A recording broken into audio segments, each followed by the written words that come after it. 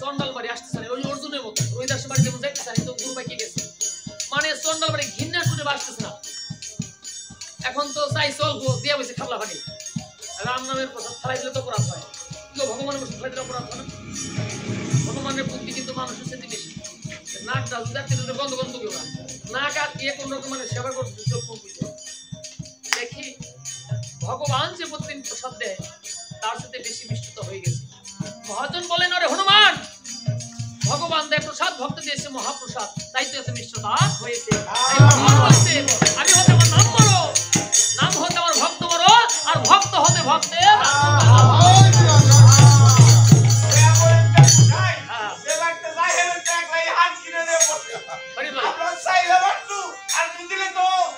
এমনি ভাবে পরিচয় পর্ব শেষ করি সেবা শান্তি করে গোবর্ধনের জন্ম ধনা মনা কাইছে কোনা উষা টেনা কলো এটা ঝাঁকি দা হরি বল পদ্মার পরে দড়ি আছে যুদ্ধে যাবে গোবর্ধন ভাবতেছে রাজরাজারা কত রথ ছেড়ে যায় কি রথ ছেড়ে যায় না আর আমি গরিব মানুষ আমার তো রথ নাই এই মনে মনে রথ সাজাচ্ছি কেমন করে রথ সাজাইলো ভালো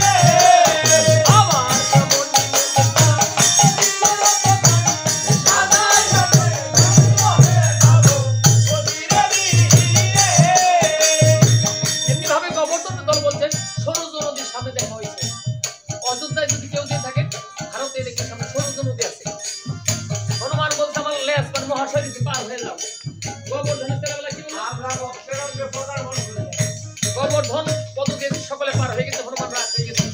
আমি এত বড় একটা বীর আমার বর্ষণ যুগে এই গোবর্ধন পিছনে গিয়ে সকলে পার হয়ে গেছে 70 না কোন কিছু না বলে 40 কোষ বড় হয়েছে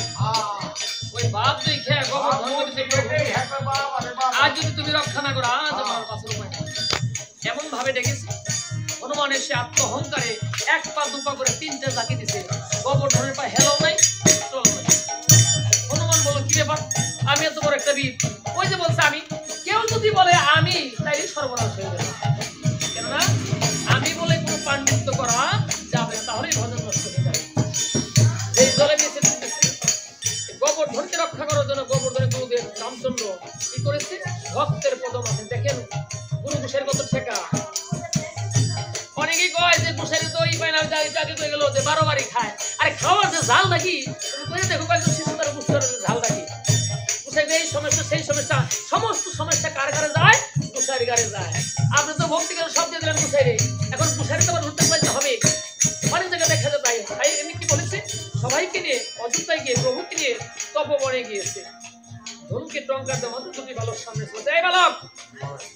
তখন দেখে পরিস্থিতি মনে হচ্ছে তিনটা ভাইয়ের জন্য কান্না কেমন সব ভুলে গেছে বালকরা কি বলে হয় বন মাঝেন থাকি মোরা খাইতে বহন ফল